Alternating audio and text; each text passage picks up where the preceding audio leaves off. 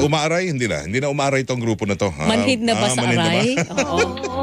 Nasa linya ho natin, Pangulo ng United Filipino Consumers. Ang ganda, consumer at saka commuters pinagsama natin. Pwede natin pag-usapan dyan yung jeepney at saka kuryente siguro, no? Oo. Sir RJ Havellana. Sir RJ, magandang umaga po sa inyo. Welcome po sa Saksi sa Double B, Radyo na, TV pa. Good morning. Good morning po. Magandang umaga po, Double Weng at sa DC Double B. Apo, salamat ho sa oras. Kumusta anong reaksyon niyo una? Ito pong panibagong pasanin sa lahat ho ng mga consumer ng kuryente. O syempre, big time na power rate hike ko itinaas na 2.14 centavos na taas presyo. Tama po kayo. Mula sa 9 pesos na per kilowatt hour, ito ay sisipa ng halos sa 11. 11, no? 11 per kilowatt hour. So hindi po biro yung yung pagsipa na yan sapagkat kung ang gobyerno nagpaplano para sa pagbaba ng inflasyon dahil doon sa sinasabing bigas, yung kanilang mga pamamaraan, ito po ay kakainin lamang yan. So ang ibig sabihin nito, ang mga kaawa-awa nating mga Meralco customers o yung pag sinabi kasi nating Meralco customers Double Weng, halos ang buong ekonomiya ng Pilipinas ay nakasentro dito sa nasasakupan ng Meralco. Nandito po yung engine ng ating economy. So kapag sumipa itong kuryente na ito, ay malamang magkaroon ito ng mga domino effect sa mga iba pang mga gastusin para lumika ng mga gamit, na pwedeng pagkain, pwede kung anumang gamit, gamit ang electricity. Ang pinakakawawa nito ay ang ating mga kababayan dahil yung majority nga ng population ng Pilipinas ay nandito sa area area covered ng Meralco. So, ang dapat natin pag-usapan, Double Weng, tingin ko, ano ba yung solusyon? Dahil paulit-ulit na lang Ano po ba ang konkretong solusyon? Kung kayo ang tatanungin, ano? Opo. Ang ating presidente haharap po sa State of the Nation address ngayong 22. Napakagandang oportunidad nito na kausapin niya ang mga mambabatas. Bakit po?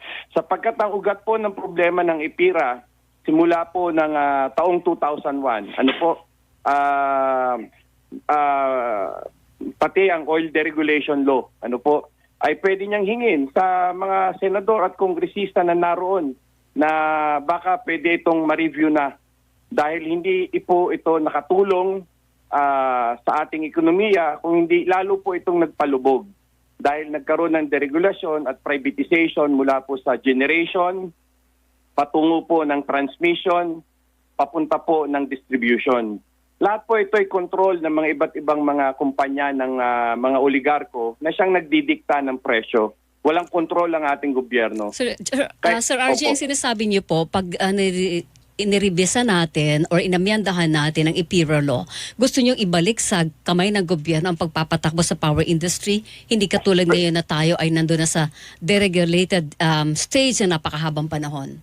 Alam niyo po, walang ibinunga maganda ang deregulation at privatization, pati liberalization policy ng ating ekonomiya. Lalo tayong hinila pababa. Kaya tama lamang na i-review ng gobyerno at magkaroon ng boses at kamay na bakal ang gobyerno para maproteksyonan niya ang interes ng publiko.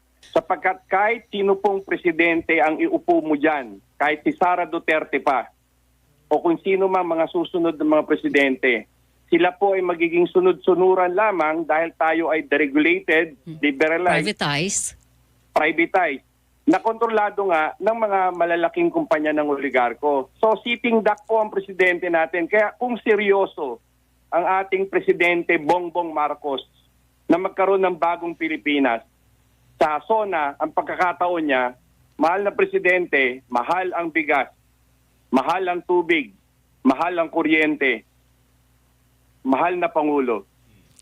So, klaro po, Ito lang, pero Sir RJ, alam naman natin, di ba, na kaya napilitan ng gobyerno na i-privatize ang industriya ng enerhiya o kuryente ay dahil nga nalubog ang gobyerno sa utang dyan . Sa National Power Totoo pong Corporation. nalubog. Totoong nagkaroon po ng problema. Pero meron pong solusyon ng gobyerno. Dahil noong mga panahon na yon, kumikita naman po yung ating mga kumpanya na nag-handle dyan. Ano po? Lalo lang tayong hinila pabalik, imbis nakabangon dahil nawala nga yung proteksyon. Kung ang problema po ay korupsyon sa mga gobyerno, di alisin natin yung mga korap. Huwag po yung sistema na maglilingkod sa interes ng publiko. Na pwede naman po dahil wala akong kaunlaran tayong aasahan kapag mahal ang presyo ng kuryente. Pero butit na banggit nyo, mahal ang presyo ng kuryente. Tayo ho ay isa sa mga bansa na Yes. umaasa pa rin ho sa coal. Yan ho kasi ang dahilan kung bakit mataas eh. Ano ho ba ang nakikita nyo hong punot dulo kahit na meron tayong EPIRA law, oil deregulation law, pero punot dulo, doon ho talaga tayo sa cause kung bakit mahal. Ano ang alternative natin para hindi tayo palaging umasa sa coal? Tama po. Kaya nga po sinasabi natin yung batas na EPIRA at yung batas na oil deregulation law, magkadugtong po yan eh. Ang coal, ang langis, magkadugtong po yan. Kung maalala nyo, bago pa bumagsak yung dating yung tatay ni Pangulong Bongbong Marcos, meron tayong tinatawag na Oil Price Stabilization Fund. Meron tayong piso na binabayaran kada litro whether tumaas o hindi itong gasolina, diesel, kerosene, no, etc. Pero yung piso na yan, kapag tumaas sa pandaigdigang merkado, yan ay nagiging proteksyon ng ating mga mananakay, mga commuters, ng ating publiko, hindi gumagalaw. Ano po ang presyo ng tinatawag nating mga krudo. Kung hindi gagalaw yan, mapoproteksyonan din natin ang issue ng kuryente. Ano po? So, pagdating naman po sa Anong tawag klaseng doon? proteksyon ang Ano yun? kailangan, Sir RJ? Oil, anong tawag doon, partner? Sir JV? ang tawag po RJ, doon yung oo. Oil Price Stabilization Fund. Ayan Oil po. Price Stabilization Fund. OPSF. Nawala po yan. Sinadya pong tanggalin yan. At kung maaalala nyo, pagkatapos po ng Revolusyong EDSA, doon po nagsimula ang pagtatanggal sa kapangyarihan ng gobyerno pagdating po sa mga pampublikong utility, katulad ng kuryente, ng tubig, telekomunikasyon, at marami pang iba. Lahat pinahawak sa pribado. Ang malaking tanong, mula 1986 Revolution hanggang ngayon, 2024, kamusta na ang buhay ng mga Pilipino? Okay. Sir Bago RJ, ba? ito lang. Ano pong klase ng proteksyon ang nakikita nyo dapat ibigay ng gobyerno? Saan siya pwedeng pumasok para masigurado natin na protected ang interest ng publiko pagdating sa fluctuations, ng gastos, ng ano ba to? Ng lahat pa ng factors, pati yung pagtaas ng piso at dolyar Tsaka kuryente. at sa industriya po ng Opo. kuryente. Enerhiya. Kung babalikan po natin ang saligang batas na kung saan ang ating presidente, vice-presidente, mga senador, kongresista at mga ibang mga lingkod bayan natin, malinaw sa saligang batas na dapat public interest. Klaro po yan. So kung hindi nagsisilbi sa interest ng publiko, huwag mong hintayin na huwag kang kumilos. Huwag mong hintayin na maarayan o sumakit o magutom mga Pilipino. Kaya ka nandyan sa kapangyarihan na yan para ipagtanggol ang interes ng publiko, hindi yung interes ng kakaunti. So Okay. to be Klaro blunt po about yan. it, gusto nyo na bawiin ng gobyerno yung pamamahala sa industriya. Yun po yun. Yun po ang importante. Kailangan po may kontrol ang ating gobyerno para maproteksyonan niya ang pinakamalawak na interes ng publiko para umunlad ang bansa. Wala akong bansa sa mundo na umunlad na ang kanyang kuryente ay ganito ang sitwasyon. Magkano yung Wala po. sinasabi niyong Oil Price Stabilization Fund?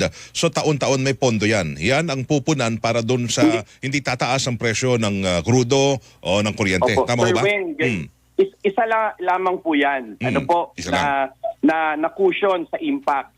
Ano po, nitong nangyayari dito sa langis. Ang sinasabi po natin ay yung mga permanente at pangmatagalang solusyon. Kaya kinakailangan ma-review mismo ang ugat ng problema. Ito yung EPIRA.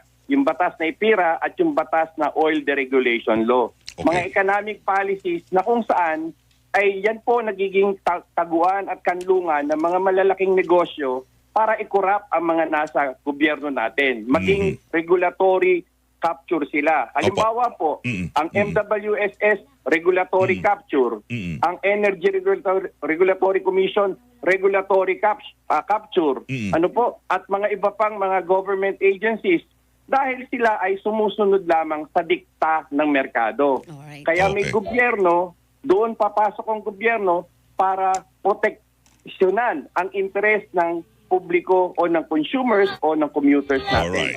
Okay. Sir Salamat RJ, po naku, sa maraming salamat po sa inyong pananaw ninyo, puro-puro, ha? Sir RJ. Oo. So, balik natin yung oil price stabilization fund. Sige, isa lang yan. Sir, thank you. Salamat ha, Sir Mabuhay RJ po kayo, Havellana. Sir Thank Weng, you. and Ma'am Weng, no? Double Weng, Thank you po. CCTV. Thank you, sir. Thank Salamat you. po. Salamat. Oo. Si RJ Havellana, siya ho ang Pangulo ng United Filipino Consumers and Commuters